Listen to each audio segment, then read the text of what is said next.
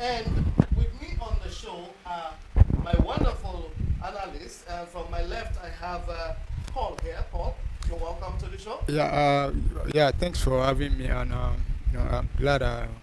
Another weekend I will do it on the talk show, and I'm very excited to discuss everything that happened in the last 1 week, and things are coming up also again. Right. And next to Paul, we have Yemite here, our fantastic analyst right here. Yemite, you're welcome to the show. Yeah, thank you for having me. 7 days has gone. We can't wait to just dissect it and let's see how far we can go with it. Yeah, so let's dissect it and let's see how far we can go on the show. Gentlemen and ladies, fans of football, fans of sports, we are going to be talking about a number of issues, trending issues, and certain challenges experienced in the world of football. The past week has been a wonderful, wonderful one. The Champions League just passed for the week, the conclusion of the match day quarterfinals of 2024-2025 Champions League just ended on Wednesday. Same thing for Europa League and Conference League, which ended yesterday for the second legs of the match day quarterfinals. Now, we're looking at certain issues here, and one of those issues, in fact, one of the burning issues here, is that Virgil van Dijk just signed a new contract with Liverpool. Just a few weeks ago, we were discussing this, and we actually thought that Van Dijk would not sign a new contract. What do you think actually necessitated this or led him to do that? I think is one of those marquee guys for Liverpool. Those guys that has been rock solid for them this season and over the years. So I think that when you talk about stability defensively, you cannot look further than Virgil van Dijk. Though no defender is 100%, but to some extent, you see that Virgil van Dijk can hold his own right there for Liverpool Football Club, and committing him to extra 2 years to stay at Liverpool. And for me, I think Virgil van Dijk has lived up to the level of a club legend. For me, he has lived up to being a Liverpool legend. And what better way than to just reward him with a good deal that both parties will profit from it, because he has wealth of experience and he can also easily nurture somebody that will actually later take over from him, because that signing, you can't really say that that signing is for the future. It's mostly for the present, the immediate present. Okay, so thank you so much, Mike, for that. So that signing is not just for the present, but also for the future. And that signing, we're looking at having the future represented in the signing. And by so doing, I'm sure Yemite is trying to make us understand here that Virgil van Dijk signing for Liverpool is more of a reward for his hard work, more of a compensation for him, as well as building another successor for him. Paulo, what do you think? Do you think Salah's signing affected Van Dijk's signing a new contract? We were here about a week or more, ago, when we were discussing about, Mo Salah's signing, how it's going to affect, the other guys, talking about Virgil van Dijk and Trent Alexander-Arnold. And I could remember I was saying then that I think it's going to, boost Liverpool's chance of having agreeing deals with those guys. And I think Mo Salah's contract, was also part of the reason why Virgil van Dijk decided to stay, because looking at Virgil van Dijk for Liverpool, he has been very, very instrumental, and in the last 3 seasons he has been the top rated player defender in the league. Nobody has come close to him, and Van Dijk, having seen Mo Salah agreeing to extend his own contract at least for the next 2 years, I think it's also one of the reasons why he has decided to extend his own and stay with them. And though, like Yemite said, it's not for the future, but at least for the I want to believe that signings, and I also talked about it the other time we discussed about Mo Salah's contract. When we were talking about Mo Salah, when I said I think it would give Liverpool the next 2 seasons now to look for players that will take over after Mo Salah leaves Liverpool, and I think it's still the same thing with this Virgil van Dijk signing. Though Liverpool have some players coming up at the moment, but I still believe those players need time, maybe 1 or 2 seasons, to be able to replace Virgil van Dijk, and I think it's the right signing for him and for Liverpool, because Liverpool now losing Mo Salah, Virgil van Dijk at this moment now will be a very, very big loss for them, and I think it is the right deal for both parties. All right, so if we agree that Virgil signing for Liverpool is going to add value to Liverpool, there's still a problem with me here, because I believe there should be successor plans in any program, and you should allow the youth to grow. Virgil, if I get it right, should be around 30, 31 years. 33 already. Yeah. So he should actually be giving room for others to express themselves and to farm their hold in the defense of Liverpool. Yeah, mate, don't you think Liverpool is getting too dependent on Van Dijk as it is right now? And giving him 2 more years will only limit their chances of developing younger talents. No, that's not the way it works when it comes to clubs like Liverpool. Clubs like Liverpool, you extend that kind of a deal while you bring in the player you want to fill in the gap, because you don't want a situation whereby there will be a gap and the club will start somersaulting for 1-2 seasons because there's no solid man at the back. We saw Chelsea go through that route. Chelsea had to run and go and bring in Thiago Silva at that age to come and fill in that gap before you could mentor up some other guys. So when you're a big club, you don't just lose your marquee players and believing that you can just bring someone that will just fit in immediately. It doesn't always work like that. So you keep your marquee player. You now bring in somebody that can learn and grow with him, then take off from him after he left. And 2 years is enough to do that. Yeah. All right, thank you. Paulo, I believe you agree with that? Yeah, of course. And that's the same thing we said about Mo Salah also, because and I think Liverpool have a player that can step up. They are talking about Gerard Kwanzaa, because he has been there now, been studying what's his name now, learning from Virgil van Dijk for the past 2 seasons. And I want to believe Liverpool will also definitely go into the market once the transfer window open, and probably get one person again that will be able to learn for the next 2 seasons. And hopefully once Virgil van Dijk leave at the age of 35, or they might still even give him more contract, because we saw what's his name now, the former Chelsea defender Thiago Silva. He played, I think, about 38 or 39 years before he left Chelsea. Yeah. And and I still see looking at the way Virgil van Dijk play, he still got the pace and the experience. It might even be, we might still be seeing him more than beyond these 2 seasons at Liverpool. So I think it's the right call for Liverpool. All right, so you heard it, gentlemen and ladies, fans all over the world. We are thinking from here that it's a right call for Virgil van Dijk to sign for Liverpool, and it's going to boost Liverpool's chances of developing a solid team. You don't want to leave a gap in their position. Presently, they occupy the 1st position on the log in the EPL, and in the prime position to clinch the most coveted trophy, the English Premier League for 2024-25 season. Liverpool is number 1 with 76 points, and followed not so closely with a margin of 13 points by Arsenal FC. And they're not likely going to catch that, because Liverpool will have to lose so many games. Just before we round up this Liverpool episode, do you fancy that any other club will challenge Liverpool here for this trophy? Is there any hope at all? I don't think so.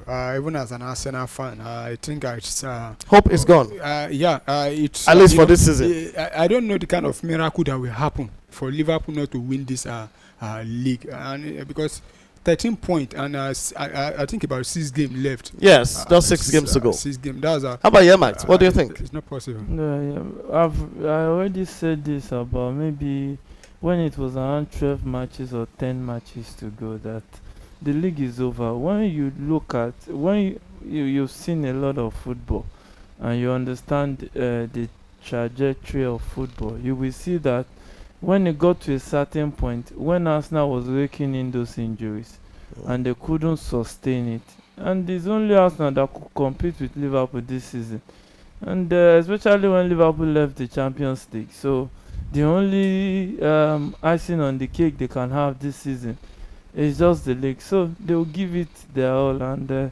I think that's what they are doing already. Right, so we are giving the league to Liverpool, and thank you very much for that comment and all those comments about Liverpool. Now we're going to look at, let's come back home a little bit. This is Nigeria. We're looking at the Nigerian Premier League, the Nigerian Professional Premier League right now, the NPFL of Nigeria, which is a league that has been around for about 40 or 50 years. If I get it right, this league started in the 70s. The club started in some 60s, but as it is, the Nigerian Premier League had some misadventure a couple of months ago. And the gentleman in question, Chineme Martins, used to be a player for Nasarawa United. He met a tragic death, and the court just gave an order. The court just actually ruled that Nasarawa United and the league management company and NFF have been negligent in the tragic death of Chineme Martins. Can Yemi, can you throw more light for our viewers to understand what this is all about? Chineme Martins, what happened to him, and why is the court ruling against Nasarawa United and the league? I think it happened far back 2020. Yeah. Okay. I'm trying to wrap my head around it right now, but I think he died on the pitch. Yeah, on the pitch. Yeah. He actually collapsed. Yeah.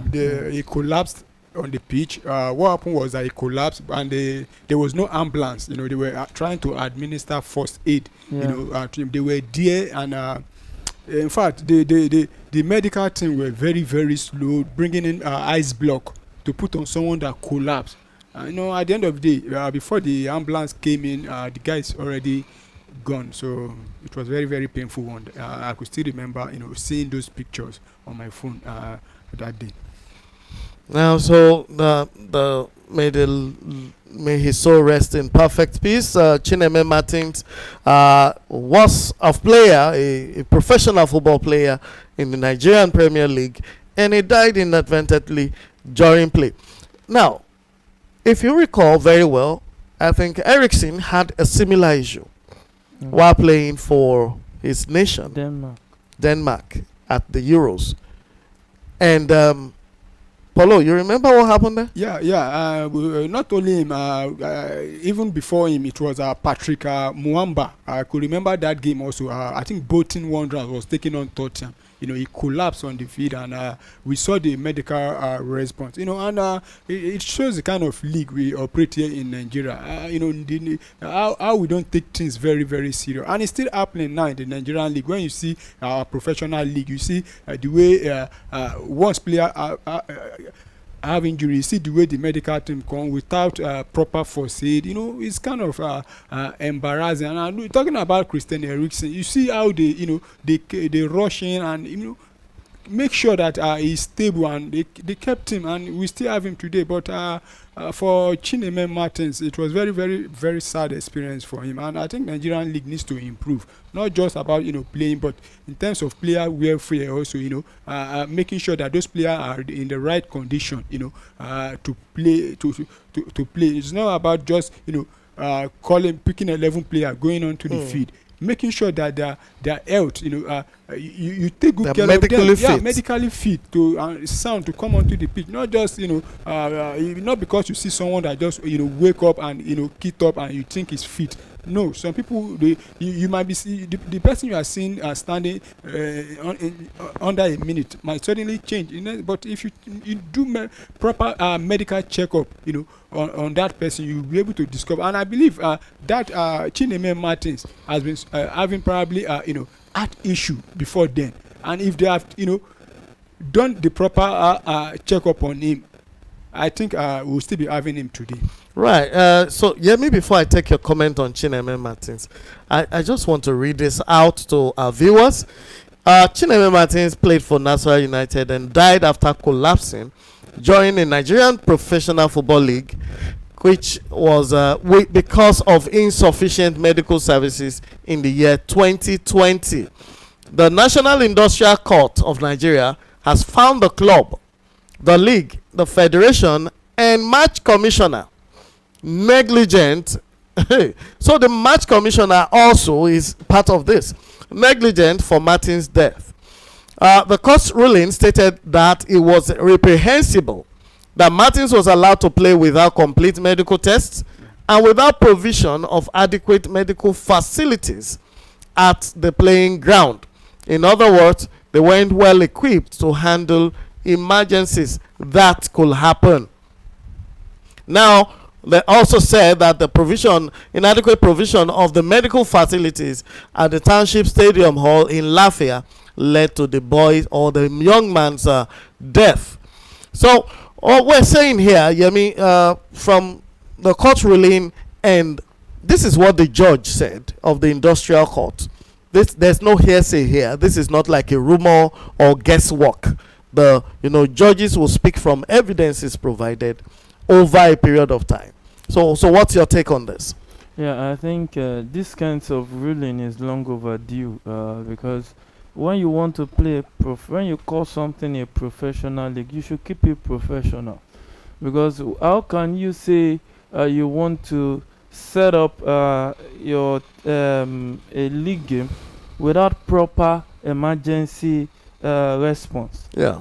Because it's a game of football, anything can happen. True. And those things are things that should be preempted before going on to the field of play and putting people's families at risk.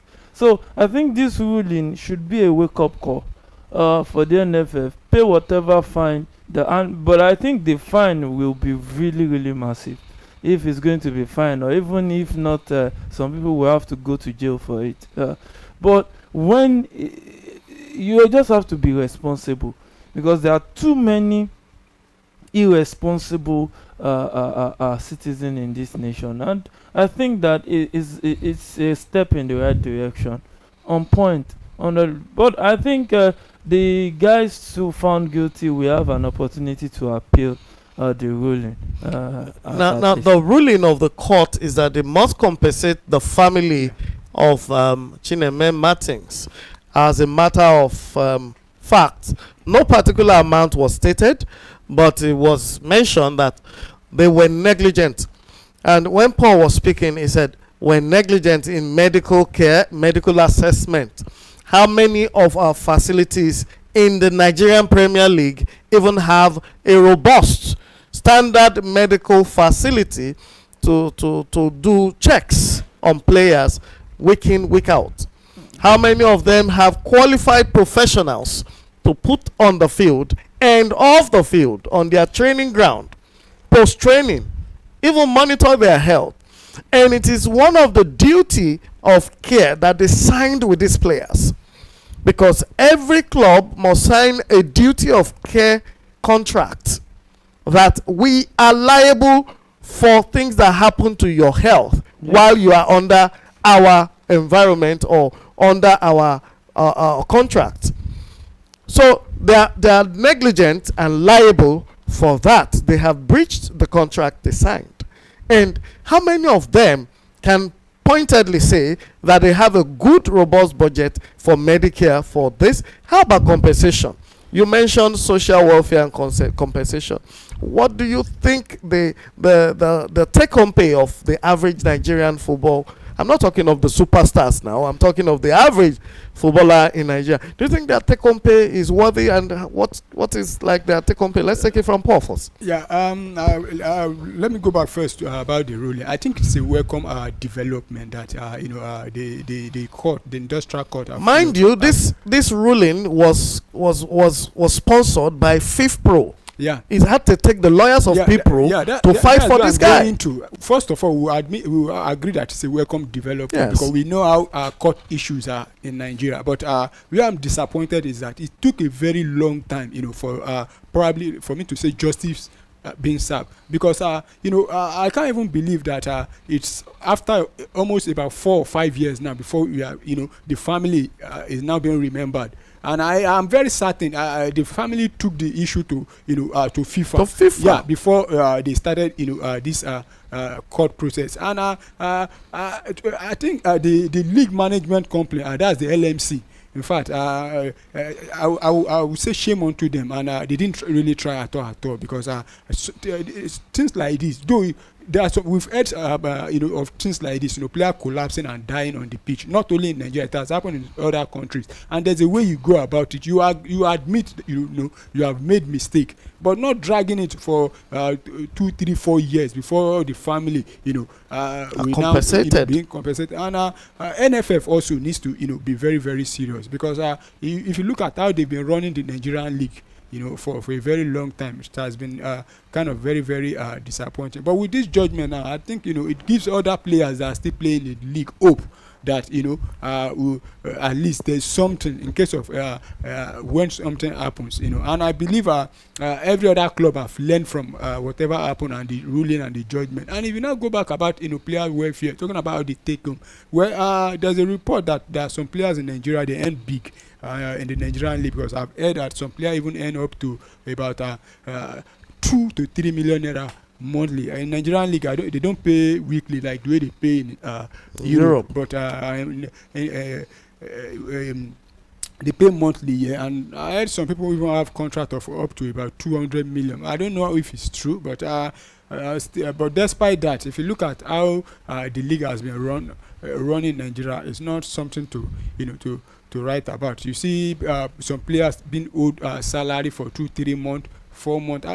There was a particular club. I had the whole team, had to go on strike to demand for their salary. Those things are very, very embarrassing. And I think the league needs to do better. Though of late, the Nigerian league, the standard, has been, gradually coming up, because we see what has been going up. That's some development, right? Yeah, when talking about the welfare is different from so if those players are not in the right mind, there's no how the league is going to develop. If you like, put them in a world-class stadium, give them the best facility. But when those players are not happy, they themselves, you can't get the best of football from them. And like I said earlier, I think the judgment is right call, and though to me it has come very late, but I think it's the right call. Okay, so closing on this. Yeah, I think that how you see things will determine what you see. 80% of the clubs in the Premier League are run by government, and government sees the league as CSR, corporate social responsibility. Meanwhile, it should be seen as business. So it is how, when you see something as business, then you run it like a business. But if you don't see it as a business, this complaint will continue. Now, what do I mean? The government has no business running football clubs, but because some people are feeding fat under it, they won't want it to go. Now the thing now is, government is to create an enabling environment, which means provide facilities that private clubs can rent. Lagos is a very good example. Build stadiums, and these clubs will rent it. They will pay you out of whatever they make, and the government will have money to keep running it. It's as simple as that. You make more money, you can build more facilities. Now the context of this is just that when the government comes in, every electoral circle in the country, it will affect the clubs.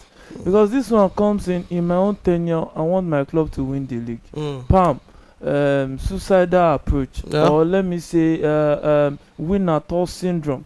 Now, how would you win at all? Let's bribe everybody, let's just do all the backgammons. Then you bring in the boys that can beat the referees in case the referees wants to do the right thing.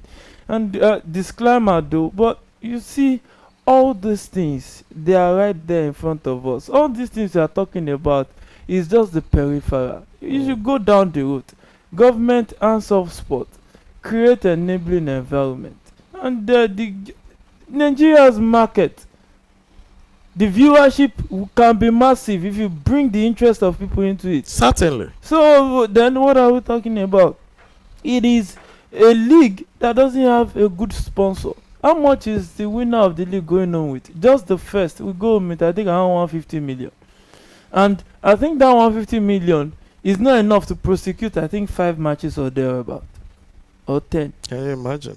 And they are playing 38 matches. Where would the money come from? Where would they pay the players? So it's mainly the government that has been funding, like CSL. They are just giving without expecting anything in return. So what can they ask for is the trophy. So how will they get the trophy? They will continue to use the money to try to influence. With a big disclaimer, because now we are in a society whereby a lot of people don't face reality. When you face reality, and there are 2 ways to these things. It's either you face reality or reality face you. If reality face you, is not always palatable. But when you face reality, then you can have a better ending. So let us stop all this, oh, the referees are bad. Sir, if your brother is the referee, and you see some guys at one corner, red-eyed, and telling you that if this opposition team wins and live here, you will not live. You understand what I'm saying? Did you hear of the Plateau United player that was stabbed for scoring last weekend? So when you hear news like that, he scored on the field, and right there on the field, somebody went on the field and stabbed him, but and was not arrested. When there is proper sponsorship, now proper sponsorship will bring proper viewership, because now the sponsors want to make their money from views. So every match will be on television. Okay. Now the woman that wants to sell his drinks, the companies that want to market their product, for instance, when you bring 60,000 people into a place, do you know how many thousands of products they can buy at once? That is a market. That's what brings sponsors, because you bring the interest of the people and they say, okay, this place is secure. That's true. So when we talk about, oh, they don't pay salaries and the referees are bad, we are just scratching the head. That's not the problem. The problem is, go back to the root, fix it. Governments will answer football. Let them answer football. Let them provide the enabling environment, which security is part of it. Facilities is part of it. How can you be saying lobby stars? For instance, I think Sunshine Stars is no longer Sunshine Stars of Akure. It's like they are playing in Ikene now. Is it Sunshine Stars or Shooting Stars? Or I think one of those. I think it's Sunshine. It's Sunshine. So it's not so Sunshine Sunshine Stars of Akure. But they just have a stadium problem, because they are playing in Ikene. No, they just have a stadium problem. They have stadium problem. They are still Sunshine Stars of Akure. As for this season, that they are playing in Ikene. No, but it doesn't matter. It happens everywhere. It happens not. Barcelona is not playing at the Camp Nou. They are playing at the Olympic Stadium. Barcelona is renovating their stadium. Yes, they are playing at Olympic Stadium, which they hired. They are renovating their. But they hired another stadium, which is out of town. They hired a stadium because they were renovating their stadium. Sunshine may be renovating their stadium. No, we both know what's going on. So what's going on? No, tell us. The viewers are listening. The thing is, what's happening to Sunshine Stadium in Akure? Because I know they used to have a good stadium in Akure. A lot of clubs in the Premier League are not playing at home because there's no good facility in their state. Because they are not meeting up to MPFL standard. Do you know that the whole of Nigeria is only one stadium CAF approved? Remo Stars. No, not even Remo. Akwa Ibom. Yeah. Only one. I don't think they've checked Remo Stars stadium. They've checked it. Remo Stars is a privately run club. Remo Stars are only used for probably under 17 national team. But when it comes to the senior team, there's a level, there's a standard they should get to. We have a serious facility deficit. That's sad. And we are talking about referee, and no, those ones will come. Viewers, gentlemen, and ladies, you can see the happenings here, the goings on here. We're talking about the Nigerian Premier League, and you heard a lot from our pundits here. They have virtually passed all the message across. I just hope important people, relevant people to NFL or NPFL or the NFF are hearing these messages. Our league in Nigeria is a mass of shame. It is a massive shame. That's what our analysts have just said now, and that's what everybody's saying on the streets. It is shameful that a player will score a goal and he will be stabbed right there on the field without any security man arresting the pitch invader. There was no record of any arrest. There was no record of how the player was treated. They just bandaged his neck and stitched it, and the game continued. And everybody went back to play as if nothing happened. That is not what we want to see in our national league. This is our Premier League, for goodness sake. We're comparing this to the Egyptian league. Want to compare this to Moroccan league or to South African league, then we have a long way to go. Excuse me, gentlemen. Yeah. So I just want to round that up here by saying that, look, we need to do more. And we need to be much more patriotic about this, our league. In recommendations is the government should stop using the National League or the NPFL as a cash cow to get money from the purse of the federation or the states. Let them liquidate or sell off these entities. This sports club should be made public, and let the public or private companies buy into them. Let the government hands off so that we can have proper accountability and people can ask proper questions, and then we can get the league going forward. Because if it is well invested in, just like Yemite said, then security will improve and all other facilities will follow through. So that is our take from here, and we pray that Chineme Martins and the rest of the people who had such misfortunes will rest in peace as this case goes.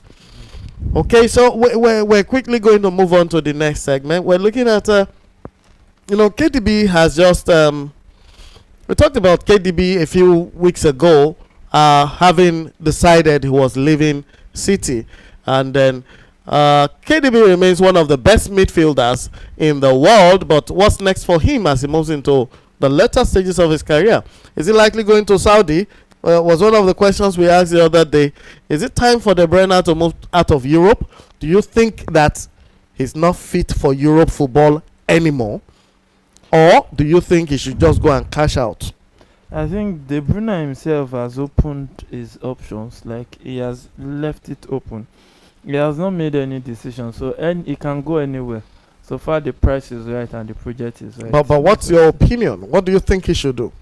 I think you can still stay in Europe and still at least one of these big clubs, maybe a Bayern, maybe an Inter Milan or something. You can still do it. Because he still has the move. I think he still has the pace. Yeah. The last few matches actually evident that it's not gone. Paulo, what do you think? Well, we all know that he's not won't be seen him at Manchester City come next season again. And though, like Yema said, he hasn't made it public.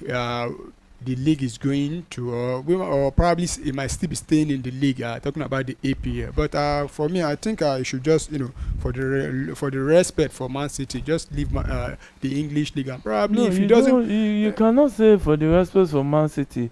If Man City didn't offer him any contract. No, for a player that has done that much for you, I don't think it's about. I don't think Manchester City didn't offer him any contract because there was no, Guardiola confirmed it. He said Man City didn't offer him a renewal. Well, I believe. So when you don't offer a player a renewal, what are you telling me? Well, I believe both Manchester City and Kevin De Bruyne, they've sat together and discussed, the issue, and they've, probably giving him the reasons why they will not be extending his contract. And I want to believe Kevin De Bruyne has, won virtually everything with Manchester City, when it comes to the English league there. He has won everything. There's nothing for him left to win there. So if I'm Kevin De Bruyne, I will be having, deciding whether to go to Saudi and get those money or probably going back home. Because I don't think he will be play if he's going to the Spanish league now. I don't see him joining any of those big teams there, unless he wants to go to the Serie A. Inter Milan will definitely have him because Inter likes those kind of players. Aging player. Inter Milan like those kind of player, but they like those kind of players. AC Milan. No, It used to be AC Milan of those days. AC Milan will take you as the older the better. Yeah, but now it's Inter It's Milan. Inter For now. me, Kevin De Bruyne, he could just go back to the Belgian league. Where he But don't started you from. think going to Saudi league will be a better idea to go and cash out? Well, probably for Saudi maybe for or MLS? Two seasons. If he goes to MLS, though they have salary cap there, unlike the Saudi. Yeah, they league, have just, salary cap, but you can actually get a big packet. Then they will have to, the way they exempt what's his name, Lionel Messi. The club is going to join. You have to fill those, go through those process. But I don't think they will do that for Kevin De Bruyne there because it's not Lionel Messi. We all know Lionel Messi. The reason why they have to break probably to me the rules just to make sure they have him there. I'm not saying he cannot join the league there, but I don't think we get as much as if him joining Saudi league. All right, so you heard, and let's hope the best for Kevin De Bruyne as he moves on in his career. I remember Guardiola coming out to say that he had no other option than to leave because the club didn't give him any offer for another contract. So as it is, I think Man City will continue to move without him. Man City will have to bring up other people to fill the space, and they're trying to do that right now. I'm sure by this transfer window, City will be taking in some really top midfielders. I mean, who do you think? Can you mention like 3 midfielders that City can bring in to replace him I think by this transfer window? they will be difficult to bring. There's Florian Wirtz of That's Bayern Bayer Leverkusen. Bayer Leverkusen, Leverkusen now. and there's Vitinha of PSG. I think those are just the 2 guys I think can fill in that shoe because it's not about just Or dominating Pedri. No, Pedri cannot fill. Pedri is an holding midfielder. De Bruyne is not just holding alone. He attacks too. He has eyes for goals. He has eyes for those final passes. And he can play on the wings. So I don't see Pedri with that pace. So Pedri is a good holding midfielder or central midfielder, but not like all the things De Bruyne will give you. But I Right. think Florian Wirtz is like a perfect Replacement. yeah. Okay, so we want to move on from KDB, and we're looking at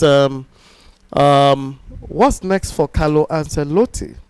Ancelotti has agreed with Real Madrid that after the 26th of April, when they play the Copa del Rey final, he will leave the club. He's not waiting till the end of the season. He's supposed to leave immediately after the Cup final. Well, I don't think that has been confirmed really, but though we've been hearing things like that, and there's a report I read this afternoon that from I think Fabrizio Romano that he might still be there at the ending of the season. And for Carlo Ancelotti, I don't know why Real Madrid wants him gone, so quickly like that, just because of him losing, dropping out. I mean, losing those 2 matches in the Champions League. But I don't think that decision started now. I think it's something that has started when they lost twice to Barca in a row. Yeah, but I want to believe it's as a result of this loss to Arsenal back to back. That is why they want him gone as early as possible. And I see no reason they should be doing that. If I thought you want him gone, then wait till the ending of the season. You have less than 2 months to end the season. For Real Madrid. For Real Madrid, yeah. And they are still in the league. It's not over yet, though they are behind Barca, and they still have what they call it. Is it Copa del Rey final to play? Now you are unsettling the manager because if I'm Carlo Ancelotti and I know that after that final I will be leaving the job, do you think I'll give my best? He will. He I should. don't think so. He's professional. I don't think so because why will you be telling me after I've won the trophy for you go when the season is not No, even but if over? you won the trophy, it comes into your accolade. Yemi, what He do has you won think? it before. What do you think is going to be the next call for Ancelotti? What do you think? Is it likely going into another club football, or will he go into international football? And leaving Real Madrid at this particular stage, do you think he's a satisfied, fulfilled man?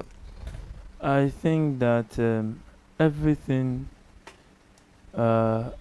journalists and all are still saying it is rumor. Ancelotti, what he said was the next thing on his mind is to chase down the throat of Barcelona in the league and the Copa del Rey. Ancelotti himself has not come out to say he's leaving at the end of the season. So every information out there now is still rumor. And so I would like to keep it as rumor till the end of the season. Okay, but let's assume, just hypothetically, that this is true. What do you think he will likely do next? International football There's or still club football? That has been practically begging him. Yeah, I think for To about come- a year plus now. Yeah. to come and be their coach to the 2026 FIFA World Cup. Like practically begging him. So, see, when a big country, footballing country like Brazil is treating you like that, and everything is in Brazil right now looks good.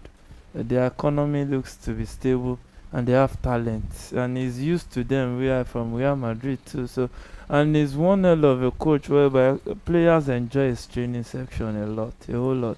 A lot of players that has played under Carlo Ancelotti, many of them gives him number 1 or 2 or thereabout coaches that he enjoys training. It lets you enjoy football, and we can see that in Vini. When they spoke to him, Vinicius, you're not doing this. The aspect of football that you have to be creative. When there's too much information like Guardiola, it kills the naturality of the game. So I think that part, maybe in another edition we can talk about that. It's not something to, but Okay, so Ancelotti, yeah, I because think, some other breaking news are saying Ancelotti is saying that he does not want to go. He wants to remain at Real Madrid, and everything in the media is just hearsay for now. But we trust Real Madrid.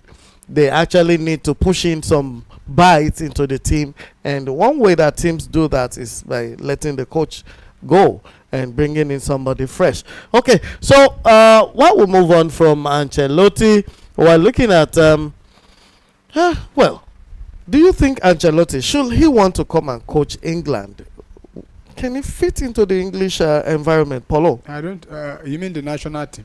Yes, the English national team. And I don't see that happening anytime soon because they've recently appointed the new manager. Talking about Thomas Tuchel, and we know with the English national team, they don't just. How about the Premier League? He has been in he's the been Premier there League before with I think Chelsea and and then it Everton. was for Man U. Was there in Man U recently? No, not Man U. Everton. Everton, He left okay. Everton for Real Madrid. So.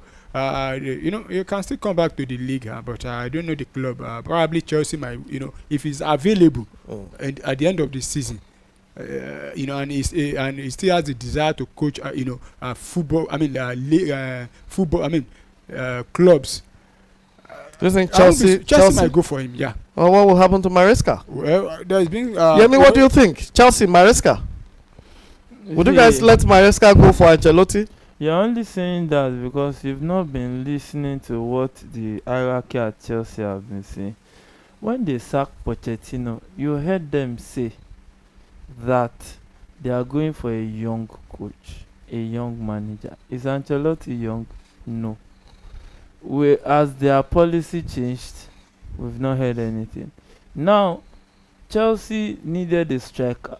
They preferred their salary structure to bringing in a proper number 9, because the only sensitive thing to do when they said the guys, the analysts right there, they analyzed all the strikers around, and the only one that fits in what they want is Victor Osimhen, and it was only Chelsea to take, and because of salary structure. Funnily, Osimhen was a Chelsea fan growing up, so the way we play for Chelsea is the same way like Moises Caicedo plays for Chelsea. They play with passion, for fun, if not for injuries. They play with everything, because that's why when you see Chalobah play, he has that thing in him too. You know, it's just like Pedri playing for Barcelona. The way they will play is different from the guy you just brought in. They don't really understand what it takes, like that blue blood. But you see Chelsea, you don't know what to expect. So I don't think, in fact, I can tell you 70%, Ancelotti is not going to come to Chelsea. Right, so let's just take it like that. Take a bit of a pinch of salt. Ancelotti might not be coming to the Stamford Bridge soon, even if he decides to do club football in the Premier League. Straight away, let's move on to UEFA Champions League. These are the champions. The Champions League continues, and this week we saw Real Madrid take on Arsenal, and then we saw Barca, Aston Villa take on PSG, Barca taking on Borussia Dortmund, and Inter Bayern Munich. Okay, let's take it from Paul. Real Madrid, Arsenal. Did you actually get your expectation met in that game in just 1 minute? How was that game? Did it meet your expectation? I know you had predictions as a pundit. I know you have already made so many interviews on that. Did it meet up? Yeah, it met up, and I rightly called it. The first leg and and the second leg. Looking at the second leg, though I was a bit disappointed in Real Madrid. The way they played that day on the pitch. After seeing all the preparation they were making after the first leg, how they want to come down from heaven. Close the roof. They actually closed the roof. Yeah. Close the roof, play motivational song, play videos of about 1,000 videos of how they, everything. But their performance on the pitch that day was nothing to write home about. But for Arsenal, as an Arsenal fan, I was very, very happy, and I was having, confidence that going into that match, we are not going to lose that match. We are not going to lose it, and because and I think we even learned, from our mistakes in the past, and you could see the way we approached that game, because I was in the studio that day, and the host was asking me, how do I want Arsenal to approach the game, and I told him I want Arsenal to attack them. Don't just go and sit back, because if you sit back, you are going to invite pressure on you. And if you look at that match, Arsenal was defending a match, then going up at the same time, trying to eat them on the counter, and that's how we actually got our last goal. And I was very, very, very excited with the way that match went, and very happy as an Arsenal fan that we did the double. That was a fantastic outcome from all over the world. Madrid beaten on two legs by the lowly rated Arsenal, and it was done at home and away. That was a convincing win against Real Madrid, and a lot of kudos to Arsenal for that victory. Mate, I wanted to talk about Aston Villa and PSG. How did that game impress you? Aston Villa will come back and defeat PSG by 3-2. At the 70th minute, Asensio nearly scored.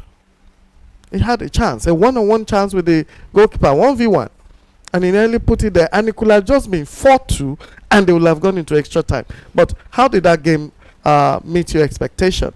Yeah, I think that it was an end-to-end stuff, a game that was filled with so many chances. But Aston Villa, they bowed their head held high out of the competition. They really gave it all. It was just Donnarumma being very fantastic on the day. They did what they should, but football happened, and they will just try to come back next season and build on whatever they've achieved this season. And they're likely closing the league in the top 7, top 8 position, and they will likely play in Europe. They are currently, I think, 6th on the table. So they will still likely play in Europe next season. Yeah, 1 point away from behind Chelsea. 1 point or 2 points away from Champions League spot. From Champions League. And let's look at the next one. Paulo, why don't you talk about Borussia Dortmund and Barcelona? Barca defeated Dortmund 4-0 at the Olympic Stadium. 4-0. No, And 3-1 rather. no, it was 4-0 at the Olympic Stadium in Spain. And Okay, then I mean, you mean okay? exactly. That was the first And leg, yeah. then they will come down to Dortmund home base, Germany, and Dortmund will go ahead and win by 3-1. In fact, the hearts of Barcelona fans were in their hands, no longer in their mouths.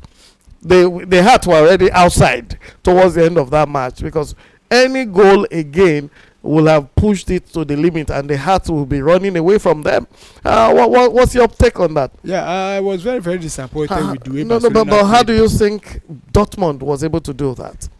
Yeah, that's what I'm trying to say. First of all, I was very, very disappointed with Barcelona. You know, the way they played that game. It's since they've not learned, any lesson from, what happened to them in the past. I could remember how Liverpool overturned, I think about 3 goals. 3-0. How the guys from Roma also, and it was they were very lucky that the one goal they got that day was home goal. If not, it could have been it's something else for No, them. but give it. Borussia Dortmund. That's a goal. Goal is a goal. I understand. But Borussia Dortmund, they were very good on that day. They wants to win that game, and they have the belief that they can, go a step further. But I think, like I said, after the first leg, I said it here that Barcelona have already qualified. Borussia Dortmund actually lost the everything when they considered those 4 goals they considered in the first leg. But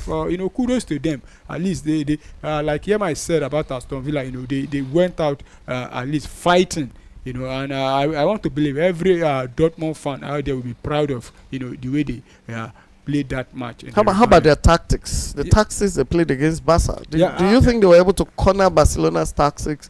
And yeah, they actually got everything right. You scoring 3 goals against a team that defeated you 4-0, and limiting Barcelona to just 1 goal. And that goal, like I said earlier, it was even an home goal. It shows that the tactics, whatever thing the manager did that day, was right. The only thing was that they couldn't, get that last the finishing touch, which I think they needed about 1 more goal to level the tie. 2 more goals to level the tie. Just like Yema talked about Aston Villa also that time. Aston Villa, I think the mistake they did was that first half. They considered 2 goals in the first half. Those 2 goals, those 2 early goals they considered was the reason why they were out, to me. Because if they didn't concede those goals and they played the way they played, after those goals, I think they would have been better. Same for Dortmund. I think Dortmund really tried, and to be honest, I wasn't expecting them to even defeat Barca in the return leg. I was expecting beautiful, but we know that's Champions League. You will agree with me that in Champions League anything can happen, irrespective of your towering strength or power. Now the same thing happened in Bayern Munich versus Inter match. Bayern Munich was the favorite going into this encounter. Inter will defeat them at the first leg, and then Bayern will come home and still play a draw against Inter. Yeah, football has gone past the level of I'm playing at home or I'm playing away. Yeah, but a lot of them took advantage of home positions. No, it's not just about taking advantage. It's just about performance. We see teams whereby, okay, for instance, Inter Milan went away, did the 1-0 and came home. They almost lost. They were down at some point at home. So it is just the football you play. It is the mindset behind it. We've seen games whereby teams don't do well at home. Okay, for instance, Eintracht Frankfurt, Tottenham Hotspur yesterday. Tottenham played a draw at White Hart Lane and went away and defeated Eintracht 1-0. So it is not, football has evolved from, this is home ground. Yeah, it's a home turf, but you can get beaten if you don't perform. So football is tilting towards performance. And when you look at the Inter game, really, really explosive game of football. Yeah.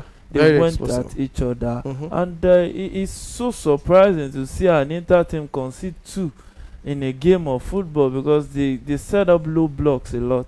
They defend deep. They And, sit in that's deep the next and target contain for very- FC Barcelona. Yeah, that's the next opponent. It's going to be a very difficult game for Barcelona. But I think that they will really need the experience of De Jong in the middle, because Pedro alone cannot overpower those guys, and they pack the midfield. And when you have a lot of bodies in the midfield, and you have a free-flowing team like Barcelona that play silky football, they make it very difficult to penetrate through the midfield.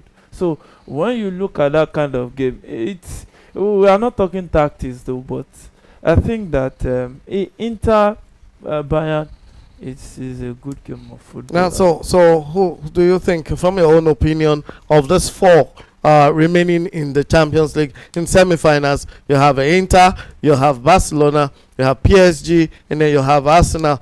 Who are the likely ones to advance from your own point of view, POV? All right. From my honest perspective, I think for the Arsenal PSG game, it's going to be a 50-50 affair. Somebody has to go through. If somebody has to go through that, I have to pick. Now that would just be I have to pick, and if I have to pick, I think I want to see Arsenal in the final. But what do you think analytically, without your Okay. emotion? Without emotions, when you look at all the factors, especially with Partey that will be missing the first leg, it's advantage PSG, because there's no replacements for Partey in the Arsenal squad right now. So that's But Barcelona, Inter Milan, right. I think that it's going to be very close. Inter will be prepared to suffer, but I think based on the experience, Inter has the edge. But Barcelona, I want to see Barcelona Arsenal final, a repeat of, I think, was that not 2006? Yeah. I want to see a repeat of Barcelona Arsenal final. But with the way it looks, I think that Inter Milan will be very difficult for Barcelona to break down. Okay, so But it's going to go down to the so wire. you think Inter and PSG might make it through? Yeah. Paulo, what do you Might. think? But me, No, but we're talking tactical analytics, analysis. not emotion. Well, I've started by the Inter Barca game. Like you said, it's going to be a very difficult one for Barcelona, because with Inter Milan, I think so far this season in the Champions League, they are still the team that have conceded the least, Number of goals. number Just of 5. goals. Yeah, followed by I think 5. Arsenal.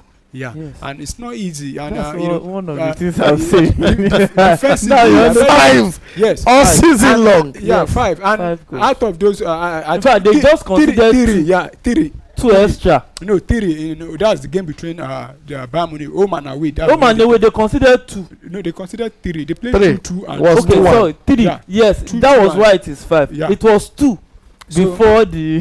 Yeah, so it's not easy playing Inter Milan because they defend very well. What you need to do against Inter Milan is for you to also make sure that when they break, make sure your own defenders are also at alert. And Inter Milan, they know how to suffer. Like you said, they are prepared to, because yeah, I've seen them. I could remember when they play against Arsenal in the group.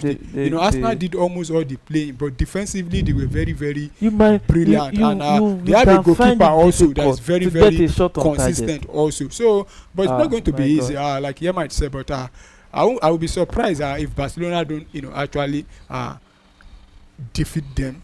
But I think Barcelona will see, have the edge over them. Yeah. Okay, Even so you think Barca can go through Barca and Inter? How about Yeah. Arsenal PSG? You think Arsenal will go through? First of all, I'm an Arsenal fan, so Can I we will can be we expecting- leave Arsenal fanship out and use yeah, your pundit leaving view? it out. Yeah, I know it's like Yemite said. I think if you look at the angle Yemite actually brought was because of Thomas Partey. Yes, a very good player. Arsenal is going to miss him in the first leg, but the advantage for Arsenal is that Arsenal will be playing the first leg at home. And with Arsenal this season, they are very good. If you look at the way they've been playing, maybe playing in the Champions League. Aside from that defeat, they suffered against Inter Milan. I can't remember Arsenal losing to any team again. And this Paris Saint-Germain, Arsenal have played them in the group stage. But a lot of people will say it's not the same PSG they played. But I will tell you, it's still PSG Arsenal played. And for Arsenal, I think Mikel Arteta will have to, look at. I believe he has also seen how PSG has been playing before. PSG have beaten. In fact, they've played all the 04 English teams that were in the Champions League. They played Man City. They defeated Man City. They played Liverpool. They knocked out Liverpool. Aston Villa. They've also played Arsenal. Arsenal actually defeat them. And this time around, I know they won't want Arsenal to defeat them again. But because Luis Enrique is going to watch that video over and over and over. Even Arteta. Yeah, even Arteta will do And the so same Arteta- because, Their tacticians, yeah, so it's they will now prepare But their- Arteta had the first leg, the first time they played. it doesn't matter. This time around, it's going to be home and away. But I believe Arsenal will still, defeat them. Arsenal will definitely take the day. Okay, thank you, gentlemen. So, viewers, you know where to put your bets and your bookings. But be careful, anybody can be responsible for your booking. But our viewers are thinking that Arsenal should make it into the final. And Yemite believes PSG should make it into the final. But however the case may be, I think both agree that Barca should make it into the final. And we're hoping to see a possible renewal of the fixture we had in 2006 in the month of April, May, when Arsenal faced Barcelona FC at the final of the UEFA Champions League. I think that was in Berlin or so. And that game ended in favor of FC Barca that day. It was a wonderful, explosive evening of football. If we have that kind again, then that means Arsenal will likely make it to the final with FC Barcelona. Otherwise, we have two other teams. Okay, so we'll move on straight into the coming weekend. This weekend, EPL is running, and tomorrow we have the following matches. Brentford will be playing Brighton. Everton will be playing Man City. Aston Villa will be taking on Newcastle. Man United will be taking on Wolverhampton. Leicester City will be taking on Liverpool. And West Ham will be taking on Southampton. Crystal Palace will have to face Bournemouth. And then on Sunday, we have Ipswich Town taking on Arsenal. Fulham will take on Chelsea. And Tottenham FC will take on Nottingham Forest on Sunday. So the fixtures are here for this weekend. Let's start from Yemite. How do you think this is going to run? Do you think Arsenal can get something from here? Do you think Chelsea can move up the ladder and move back into Champions League position? Or do you think Newcastle will consolidate by defeating Aston Villa? That is going to be a cracker. And you have Man City there also trying to beat Everton to it. But there will have to be a way to do that. Yemite, your take on these fixtures? Yeah, I think that if you look at the whole fixtures, Chelsea needs to win. Aston Villa needs a win also to get back into the top four. Right. Newcastle can still lose and stay in the top four because they are now third on the table, 5 points away from the sixth position. But they still have 15 points to fight for. They're still About 18 18 points, points, yeah. not 15. 18. Yeah. Yeah, So they can't afford to lose. No, what I'm saying is just for this one weekend. If they lose tomorrow, I'm not saying they will want to lose. I'm just analyzing that. Okay, that's even if they lost, they will still remain in the third. in top 5. Okay. But I think that game is going to be very difficult. Now that Aston Villa no more Champions League, they want to go back there. They've tasted it and they've seen it. They want to go back. If you look at how they took out 2 weeks ago Nottingham Forest, who was third before now, and look at how they took them out. So it's one of the games I would love to enjoy this weekend. Aston Villa, Newcastle. It's going to be that's going to be a Villa Park. At stake. Yeah. So I think it will be a mouth-watering time. That's going to be a beautiful match to see. Aston Villa, Newcastle. That game will be going down at 5:30 p.m. tomorrow, Saturday, the Saturday fixture, 16th of April. 19th rather. Oh, Saturday, 19th of April, yeah. 19th of April. All right. So, Paulo, what's your take on this fixtures for the weekend? Starting from the first match tomorrow at lunchtime, that's about 12:30, and that's Nigerian time. Everton. It's not lunchtime. It's actually during that should be 3 p.m. Nigerian time. Yes. Everton taking on Manchester City. I think it's going to be a very difficult game for Manchester Brentford City. will also be playing at the same time, 3 p.m. Yeah. as well as Everton. Yeah, City. and for Manchester City, they've been struggling this season, and this is another opportunity, for them to close the gap on, people that are above them. Because looking at the position they are now, they can't afford to drop any point. Because if you drop a point now, you might likely find yourself below, maybe two spots below where you are before, and it's going to be a very difficult one because Everton of late they've been very, very good.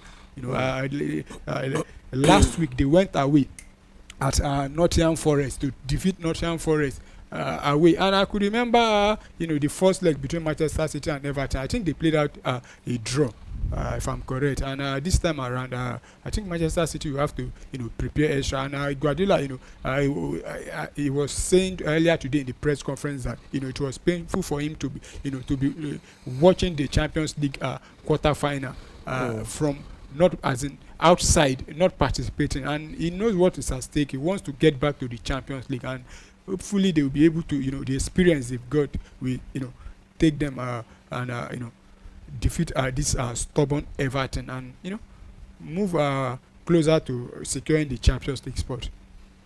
Right. So, mates. Just a point of correction. Newcastle is sitting on 59 points, while Nottingham Forest is on 57 points. Yeah, 2 points. So, if Nottingham Forest should win, 5 teams are going to Champions League. Yes. Yes. Okay. So they can still dance around that area. Yes. That's what you mean. Okay. Yeah. Okay. So as it stands, we have Liverpool with 76 points, Arsenal 63 points, Newcastle with 59 points, followed closely by Nottingham Forest 57 points, and then Man City is doing follow up with 55 points. Chelsea is closely knitted with 54 points, Aston Villa 54 points. And that's as far as it gets. Number 7, there's going to be another 6-point gap between Aston Villa and Bournemouth. And we're looking at Fulham with 48 points, sitting on number 9. Number 10 is Brighton, and they're sitting with 48 points as well. Brentford comes at number 11 with 48 points. This is getting interesting. Brentford is with 43 points, pardon me. Crystal Palace 43 points, number 12. Everton, number 13 on the log with 38 points. Manchester United is on number 14 with 38 points. Now, is there any possibility of United sinking further down this season in this league or on this log? Yeah, what do you think? Because this is bad enough for a United.